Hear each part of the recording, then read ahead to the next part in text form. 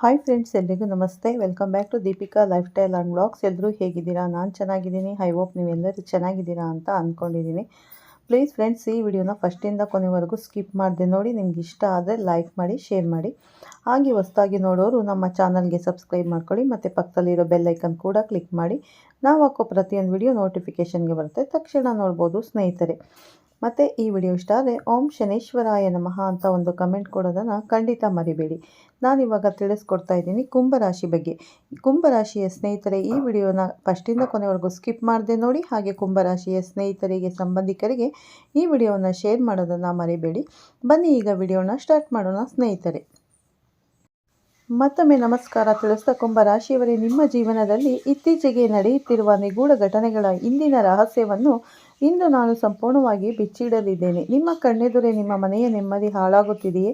ನೀವು ಬೆಳಗ್ಗೆಯಿಂದ ರಾತ್ರಿಯವರೆಗೆ ಎಷ್ಟೇ ಕಷ್ಟಪಟ್ಟು ಬೆವರು ಸುರಿಸಿ ದುಡಿದರೂ ಆ ಹಣವೆಲ್ಲ ನೀರಿನಂತೆ ಖರ್ಚಾಗುತ್ತಿದೆಯೇ? ಮನೆಯಲ್ಲಿ ಯಾವುದೇ ಸ್ಪಷ್ಟ ಕಾರಣವಿಲ್ಲದೆ ಗಂಡ ಹೆಂಡತಿ ಅಥವಾ ಮಕ್ಕಳ ನಡುವೆ ಭೀಕರ ಜಗಳಗಳು ನಡೆಯುತ್ತಿವೆಯೇ? ಹಾಗಾದರೆ ದಯವಿಟ್ಟು ಈ ವಿಡಿಯೋವನ್ನು ಒಂದು ಸೆಕೆಂಡ್ ಕೂಡ ಸ್ಕಿಪ್ ಮಾಡದೆ ಸಂಪೂರ್ಣವಾಗಿ ನೋಡಿ, ಆಲಿಸಿ. ಏಕೆಂದರೆ ನಿಮ್ಮ ಮನೆಯ ಈ ಎಲ್ಲ ಆರ್ಥಿಕ ಮತ್ತು ಮಾನಸಿಕ ತೊಂದರೆಗಳಿಗೆ ಹೊರಗಿನವರಲ್ಲ ಕಾರಣ, ನಿಮ್ಮದೇ ಪರಿಚಯದ ಆ ಒಬ್ಬ ಮಹಿಳೆ ಕಾರಣಳಾಗಿರಬಹುದು. ಹೌದು ಕುಂಭರಾಶಿಯವರೇ, ನೀವು ನಂಬಲೇಬೇಕಾದ ಅತ್ಯಂತ ಆಘಾತಕಾರಿ ಹಾಗೂ ಕಹಿ ಸತ್ಯವಿದು. ನಿಮ್ಮ ಮನೆಯ ಹೊಸ್ತಿಲು ದಾಟಿ ನಗುನುಗುತ್ತಾ ಬರುವ ಆ ವ್ಯಕ್ತಿಯಿಂದಲೇ ನಿಮ್ಮ ಮನೆಯ ನೆಲೆಸಿರುವ ಮಹಾಲಕ್ಷ್ಮಿ ಹೊರ ನಡೆಯುತ್ತಿದ್ದಾಳೆ. ಆಕೆ ಯಾರು? ಆಕೆಯ ಹೆಸರಿನ ಮೊದಲ ಅಕ್ಷರಗಳೇನು? ಆಕೆಯ ನಕಾರಾತ್ಮಕ ಪ್ರಭಾವದಿಂದ ನಿಮ್ಮ ಸುಂದರವಾದ ಮನೆಯನ್ನು ರಕ್ಷಿಸಿಕೊಳ್ಳುವುದು ಹೇಗೆ ಎಂಬೆಲ್ಲ ವಿಷಯಗಳನ್ನು ಇಂದು ನಾನು ನಿಮಗೆ ಅತ್ಯಂತ ಸ್ಪಷ್ಟವಾಗಿ ಮತ್ತು ವಿವರವಾಗಿ ತಿಳಿಸಲಿದ್ದೇನೆ. ಕುಂಭರಾಶಿಯವರೇ, ದಯವಿಟ್ಟು ನಾನು ಹೇಳುವ ಈ ಪ್ರತಿಯೊಂದು ವಿಷಯವನ್ನು ಹಗುರವಾಗಿ ಪರಿಗಣಿಸಬೇಡಿ. ನಿಮ್ಮ ಮುಗ್ಧ ಕುಟುಂಬ ಮತ್ತು ನಿಮ್ಮ ಪ್ರೀತಿಯ ಮಕ್ಕಳ ಭವಿಷ್ಯಕ್ಕಾಗಿ ನೀವು ವಿಶ್ರಾಂತಿ ಇಲ್ಲದೆ ಹಗಲಿರುಳು ಕೆಲಸ ಮಾಡುತ್ತಿದ್ದೀರಿ.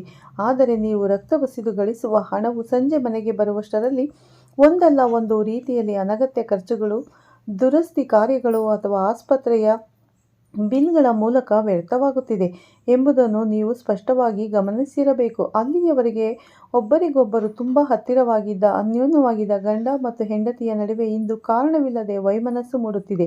ಮನೆಯಲ್ಲಿನ ಶಾಂತಿ ಮತ್ತು ನಗು ಸಂಪೂರ್ಣವಾಗಿ ನಾಶವಾಗಿದೆ.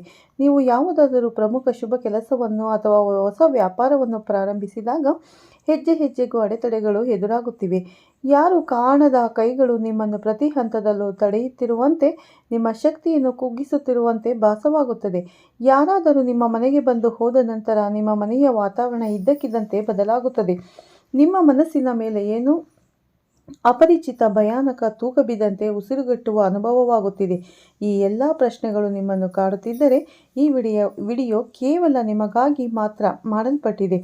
ನಮ್ಮ ಮನೆಯಲ್ಲಿರುವ ನಕಾರಾತ್ಮಕ ಶಕ್ತಿಗಳು ಕೇವಲ ಗಾಳಿಯಲ್ಲಿ ಅಥವಾ ವಾಸ್ತುವಿನಲ್ಲಿ ಮಾತ್ರ ಅಡಗಿರುವುದಿಲ್ಲ. ಬದಲಾಗಿ ಅವು ನಮ್ಮ ಮನೆಗೆ ಭೇಟಿ ನೀಡುವ ಮತ್ತು ನಮ್ಮ ಸುತ್ತಮುತ್ತಲಿರುವ ಜನರ ಆಲೋಚನೆಗಳನ್ನು ಅವಲಂಬಿಸಿರುತ್ತವೆ. ಕೆಲವು ಒಳ್ಳೆಯ ಜನರು ನಮ್ಮ ಮನೆಗೆ ಪ್ರವೇಶಿಸಿದಾಗ ಅದ್ಭುತವಾದ ಸಕಾರಾತ್ಮಕ ಶಕ್ತಿಯು ಅವರೊಂದಿಗೆ ಬರುತ್ತದೆ. ಆದರೆ ನಿಮ್ಮ ಮನೆಗೆ ನಿಯಮಿತವಾಗಿ ಬರುವ ಕೆಲವು ಮಹಿಳೆಯರು ನಿಮ್ಮ ಮನೆಯಲ್ಲಿ ಇಷ್ಟೆಲ್ಲ ತೊಂದರೆಗಳನ್ನು ಉಂಟು ಮಾಡುತ್ತಿದ್ದಾರೆ ಎಂದು ನೀವು ಎಂದಾದರೂ ಊಹಿಸಿದ್ದೀರಾ? ಸಂಬಂಧಿಕ, ನೆರೆಹೊರೆಯವರು ಅಥವಾ ಪರಿಚಯಸ್ಥರು ನಮ್ಮ ಮನೆಗೆ ಕುಶಲೋಪರಿ ವಿಚಾರಿಸಲು ಬರುವುದು ಸಹಜ. ಅವರು ಬಂದಾಗ ಅವರು ನಿಮ್ಮೊಂದಿಗೆ ತುಂಬ ಆಹ್ಲಾದಕರವಾಗಿ, ಸಿಹಿಯಾಗಿ ಮಾತನಾಡುತ್ತಾರೆ. ನಿಮ್ಮ ಕುಟುಂಬದ ಬಗ್ಗೆ ಕೇಳುತ್ತಾರೆ. ನಿಮ್ಮ ಕಷ್ಟ ಸುಖಗಳಲ್ಲಿ ಭಾಗಿಯಾಗುವಂತೆ ನಟಿಸುತ್ತಾರೆ ಮತ್ತು ನಿಮ್ಮೊಂದಿಗೆ ತುಂಬ ಆತ್ಮೀಯರಾಗಿರುವಂತೆ ವರ್ತಿಸುತ್ತಾರೆ. ನಿಮ್ಮ ಮುಗ್ಧ ಮನಸ್ಸು ಅವರನ್ನು ನಂಬುತ್ತದೆ ಸ್ನೇಹಿತರೆ. ಮತ್ತು ನಿಮ್ಮ ಮನೆಯಲ್ಲಿರುವ ಆಗು ಹೋಗುಗಳನ್ನು, ನಿಮ್ಮ ಭವಿಷ್ಯದ ಯೋಜನೆಗಳನ್ನು ಅವರ ಮುಂದೆ ತೆರೆದಿಡುತ್ತೀರಿ. ಆದರೆ ಜಾಗರೂಕರಾಗಿರಿ. ಅವರು ನಿಮ್ಮ ಮನೆಯ ಹೊಸ್ತಿಲನ್ನು ದಾಟಿ ಹೊರಗೆ ಹೋದ ತಕ್ಷಣ ಮನೆಯಲ್ಲಿ ಒಂದು ರೀತಿಯ ಅಶಾಂತಿ ಪ್ರಾರಂಭವಾಗುತ್ತದೆ. ಅಲ್ಲಿಯವರೆಗೆ ಸಂತೋಷದಿಂದ ಆಟವಾಡುತ್ತಿದ್ದಂಥ ಮಕ್ಕಳು ಅನಗತ್ಯವಾಗಿ ಅಳುತ್ತಾರೆ, ಕಿರಿಕಿರಿ ಮಾಡುತ್ತಾರೆ. ಮನೆಯಲ್ಲಿನ ಗಾಜಿನ ವಸ್ತುಗಳು, ಕನ್ನಡಿಗಳು ಅಕಾಲಿಕವಾಗಿ ಒಡೆಯುತ್ತವೆ. ದಂಪತಿಗಳ ನಡುವೆ ಇದ್ದ ಪ್ರೀತಿ ವಾದ ವಿವಾದವಾಗಿ ಬದಲಾಗುತ್ತದೆ. ಹಣಕಾಸಿನ ವಿಷಯಗಳಲ್ಲಿ ಅನಿರೀಕ್ಷಿತ ನಷ್ಟಗಳು ದಿಢೀರನೆ ಎದುರಾಗುತ್ತವೆ.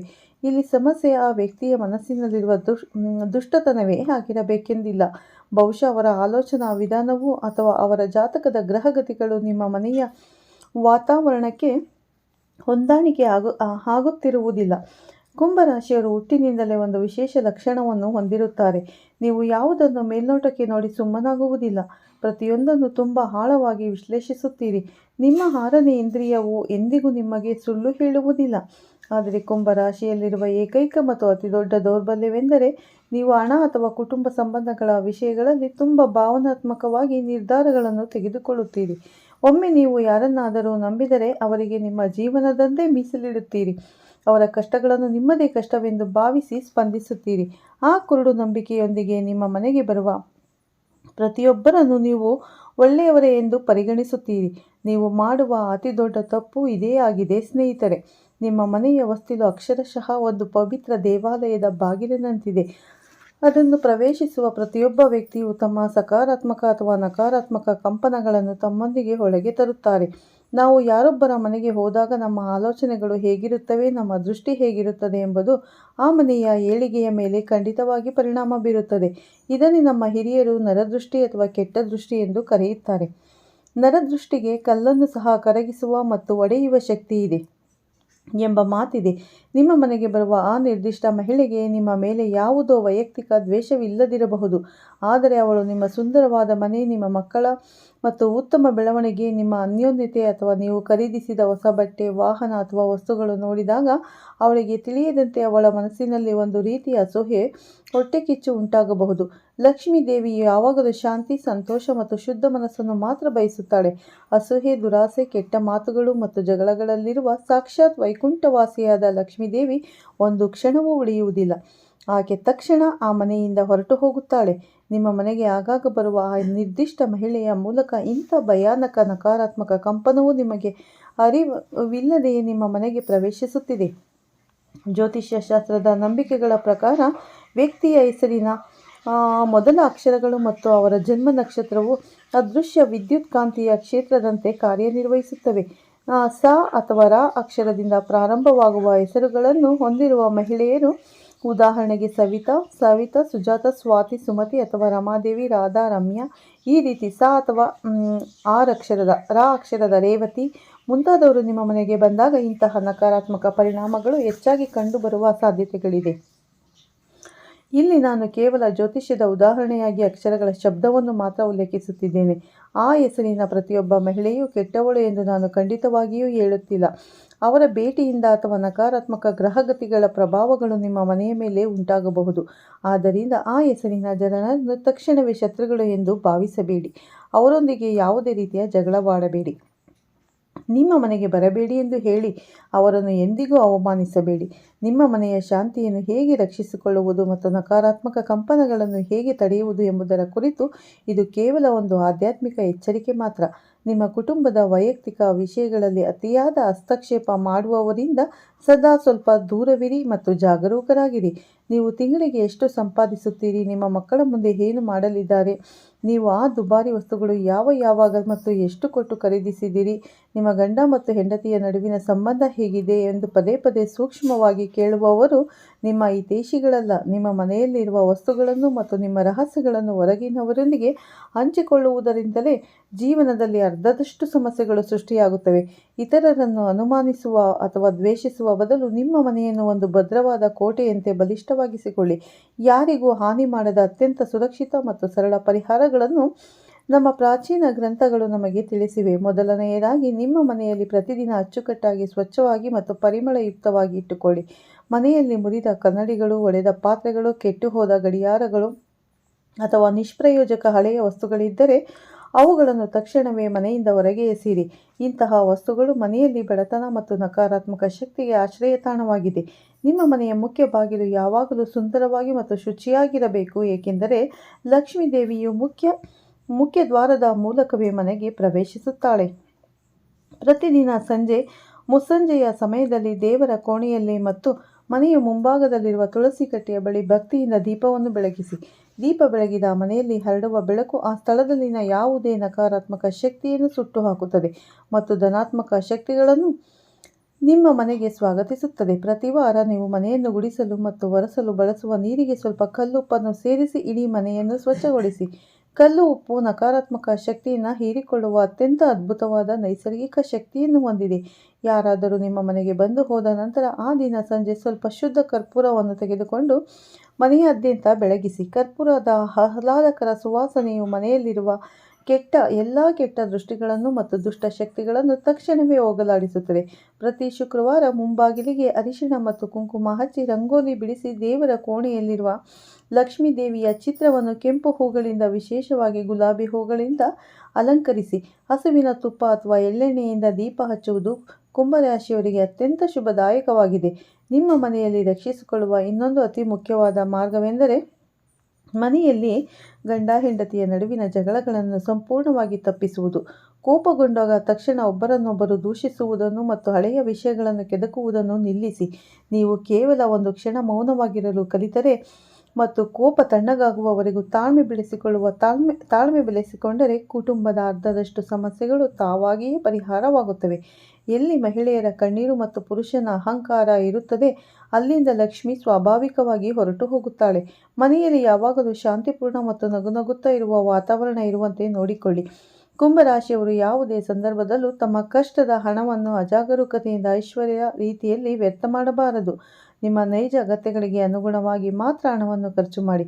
ಪಕ್ಕದ ಮನೆಯವರು ಏನನ್ನೋ ಖರೀದಿಸಿದ್ದಾರೆ ಅಥವಾ ಸಮಾಜಕ್ಕೆ ಏನನ್ನಾದರೂ ಸಾಬೀತುಪಡಿಸಲು ನಿಮ್ಮ ಸಾಮರ್ಥ್ಯ ಮೀರಿ ಸಾಲ ಮಾಡಿ ಖರ್ಚು ಮಾಡುವ ಅಗತ್ಯವಿಲ್ಲ. ಹಬ್ಬಗಳಂದು ಅಥವಾ ನಿಮ್ಮ ಹುಟ್ಟುಹಬ್ಬದಂದು ಬಡವರಿಗೆ ಅನ್ನದಾನ ಮಾಡಿ. ನಿಮ್ಮ ಮನೆಯ ಹೊರಗೆ ಪಕ್ಷಿಗಳಿಗೆ ಕುಡಿಯಲು ನೀರು ಮತ್ತು ಕಾಳುಗಳನ್ನು ಇಡಿ. ಇರುವೆಗಳಿಗೆ ಅಕ್ಕಿ ಹಿಟ್ಟು ಮತ್ತು ಸಕ್ಕರೆಯ ಮಿಶ್ರಣವನ್ನು ಹಾಕಿ. ಮೂಕ ಪ್ರಾಣಿಗಳಿಗೆ ನೀವು ಮಾಡುವ ಈ ಸಣ್ಣ ಪುಟ್ಟ ದಯದ ಕಾರ್ಯಗಳು ನಿಮ್ಮ ಜೀವನದಲ್ಲಿ ಅನಪೇಕ್ಷಿತ ಮತ್ತು ಅದ್ಭುತವಾದ ಧನಾತ್ಮಕ ಬದಲಾವಣೆಗಳನ್ನು ತರುತ್ತದೆ. ನಿಮ್ಮ ಮನೆಗೆ ಯಾರೇ ಬಂದರೂ ಅವರನ್ನು ನಗುವಿನೊಂದಿಗೆ ಸ್ವಾಗತಿಸಿ. ಅವರಿಗೆ ಉತ್ತಮ ಉಪಚಾರ ಮಾಡಿ ಕಳುಹಿಸಿದರೆ, ಆದರೆ ಯಾವುದೇ ಕಾರಣಕ್ಕೂ ನಿಮ್ಮ ಆಂತರಿಕ ರಹಸ್ಯಗಳನ್ನು ಅವರಿಗೆ ಬಿಟ್ಟುಕೊಡಬೇಡಿ. ನಿಮ್ಮ ಆರ್ಥಿಕ ವ್ಯವಹಾರಗಳು, ನಿಮ್ಮ ಸಾಲಗಳು ಮತ್ತು ಭವಿಷ್ಯದ ಹೂಡಿಕೆಯ ಯೋಜನೆಗಳನ್ನು ಯಾರೊಂದಿಗೂ ಹಂಚಿಕೊಳ್ಳಬೇಡಿ. ನಿಮ್ಮ ಸಂಪೂರ್ಣ ಹೊರೆಯನ್ನು ದೇವರ ಮೇಲೆ ಹಾಕಿ ಮುನ್ನಡೆಯಿರಿ. ಕುಂಭರಾಶಿಯವರು ಉದ್ಯೋಗ ಮತ್ತು ವ್ಯವಹಾರದಲ್ಲಿ ಈ ಸಮಯದಲ್ಲಿ ಬಹಳ ಜಾಗರೂಕರಾಗಿರಬೇಕು. ಹಣ ನಿಮ್ಮ ಕೈಗೆ ಬರಲು ಪ್ರಾರಂಭಿಸಿದ ತಕ್ಷಣ ಅದನ್ನು ಬೇಕಾಬಿಟ್ಟಿ ಖರ್ಚು ಮಾಡುವುದನ್ನು ತಡೆಯಿರಿ. ಯಾರಾದರೂ ನಿಮ್ಮ ಬಳಿ ಬಂದು ಅಳುತ್ತಿದ್ದರೆ ಕರುಣೆ ತೋರಿ. ಯೋಚಿಸದೆ ಸಾಲ ನೀಡಬೇಕು. ನಂತರ ಅವರು ಹಣವನ್ನು ಹಿಂತಿರುಗಿಸಿದಾಗ ನೀವು ಒಳಗೆ ಮಾನಸಿಕವಾಗಿ ತೀವ್ರ ಖಿನ್ನತೆಗೆ ಒಳಗಾಗುತ್ತೀರಿ. ಇನ್ನು ಮುಂದೆ ಅಂತಹ ಭಾವನಾತ್ಮಕ ಮತ್ತು ದುಡುಕಿನ ನಿರ್ಧಾರಗಳನ್ನು ತೆಗೆದುಕೊಳ್ಳಬೇಡಿ. ಯಾವುದೇ ಹಣಕಾಸಿನ ನಿರ್ಧಾರವಾಗಿದ್ದರೂ ನಿಮ್ಮ ಸಂಗಾತಿ ಮತ್ತು ಕುಟುಂಬದ ಹಿರಿಯರ ಸದಸ್ಯರೊಂದಿಗೆ ಸಂಪೂರ್ಣವಾಗಿ ಚರ್ಚಿಸಿದ ಮುನ್ನಡೆಯಿರಿ. ನಿಮ್ಮ ನಿರ್ಧಾರಗಳು ಯಾವಾಗಲೂ ಸರಿಯಾಗಿರಬೇಕು. ಮತ್ತೆ ದುಡುಕಿನ ನಿರ್ಧಾರ ತೆಗೆದುಕೊಳ್ಳಬೇಡಿ. ಸ್ನೇಹಿತರೆ, ಸಂಬಂಧಿಕರು ಅಥವಾ ಸ್ನೇಹಿತರ ಸಿಹಿ ಮಾತುಗಳನ್ನು ನಂಬಿ ಯಾವುದೇ ವ್ಯವಹಾರದಲ್ಲಿ ಕುರುಡಾಗಿ ಹೂಡಿಕೆ ಮಾಡಬೇಡಿ. ಯಾವುದೇ ಕರಾರು ಪತ್ರಗಳು ಅಥವಾ ದಾಖಲೆಗಳನ್ನು ಸಂಪೂರ್ಣವಾಗಿ ಓದದೆ ಸಹಿ ಮಾಡಬೇಡಿ. ನಿಮ್ಮ ಮುಗ್ಧತೆ ಮತ್ತು ಒಳ್ಳೆಯತನದ ಲಾಭ ಪಡೆದು ನಿಮ್ಮನ್ನು ಮೋಸಗೊಳಿಸಲು ಕಾಯುತ್ತಿರುವವರ ವಿರುದ್ಧ ಇದು ಬಹಳ ಎಚ್ಚರಿಕೆಯಿಂದ ಇರಬೇಕಾದ ಸಮಯ. ಹಣವನ್ನು ಎರವಲು ಪಡೆಯುವ ವಿಷಯದಲ್ಲೂ ಸಾಕಷ್ಟು ಸ್ವಯಂ ನಿಯಂತ್ರಣ ಹೊಂದಿರಬೇಕು. ಒಂದು ಸಾಲವನ್ನು ತೀರಿಸಲು ಮತ್ತೊಂದು ಸಾಲವನ್ನು ಮಾಡುವ ಕೆಟ್ಟ ಅಭ್ಯಾಸಕ್ಕೆ ಕೈ ಹಾಕಬೇಡಿ. ಕಚೇರಿಯಲ್ಲಿ ಕೆಲಸ ಮಾಡುವವರು ಅಲ್ಲಿನ ರಾಜಕೀಯದಿಂದ ಆದಷ್ಟು ದೂರವಿರುವುದು ಒಳಿತು. ನಿಮ್ಮ ಮೇಲಧಿಕಾರಿಗಳೊಂದಿಗೆ ಅನಗತ್ಯವಾದ ವಾದ ವಿವಾದ ಮಾಡಬೇಡಿ. ನಿಮ್ಮ ಕೆಲಸವನ್ನು ನೀವು ಶ್ರದ್ಧೆಯಿಂದ ಮಾಡುತ್ತಾ ಹೋದರೆ ನಿಮ್ಮ ಪ್ರತಿಭೆಗೆ ತಕ್ಕ ಮನ್ನಣೆ ಖಂಡಿತ ಸಿಗುತ್ತದೆ. ನಿಮ್ಮ ಕುಟುಂಬದವರೊಂದಿಗೆ ಹೆಚ್ಚು ಗುಣಮಟ್ಟದ ಸಮಯವನ್ನು ಕಳೆಯಿರಿ. ಜೀವನದಲ್ಲಿ ಕಷ್ಟಗಳು ಶಾಶ್ವತವಲ್ಲ. ಕತ್ತಲೆ ಎಷ್ಟೇ ದಟ್ಟವಾಗಿದ್ದರೂ ಅದರ ನಂತರ ಸೂರ್ಯೋದಯವಾಗಿ ಬೆಳಕು ಬಂದೇ ಬರುತ್ತದೆ.